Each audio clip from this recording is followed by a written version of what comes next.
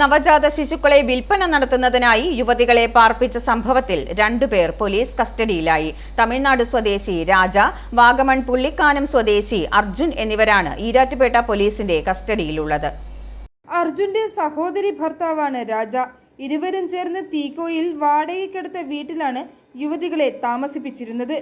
തീക്കോയി സ്വദേശി ജോസിന്റെ ഉടമസ്ഥതയിലുള്ള തീക്കോയി ഞണ്ടുകലിലുള്ള വീട്ടിൽ 1 മാസമായി ഇവർ താമസിച്ചു വരികയായിരുന്നു. 10 ദിവസം മുൻപാണ് യുവതികൾ ഇവിടെ എത്തിയത്. ഇറക്കിവിട്ട അസം സ്വദേശിനിയായ യുവതി അലഞ്ഞു തിരിയുന്നത് കണ്ട് നാട്ടുകാർ അറിയിച്ചതിനനുസരിച്ച് കോട്ടയത്തെ സാന്ത്വനം കെയർ ഹോമിലേക്ക് യുവതിയെ മാറ്റി. അവിടെ വെച്ച് യുവതി നൽകിയ വിവരങ്ങളാണ് സംഭവങ്ങൾ പുറത്തറിയാൻ ഇടയാക്കിയത്. തിരുവനന്തപുരം സ്വദേശികളാണ് യുവതികളെ എത്തിച്ച ഏജന്റുമാർ. വീട്ടിൽ ഇവർ താമസിച്ചിരുന്നതിൽ നാട്ടുകാർക്ക് സംശയമൊന്നും തോന്നിയിരുന്നില്ല. i4 news, Pala.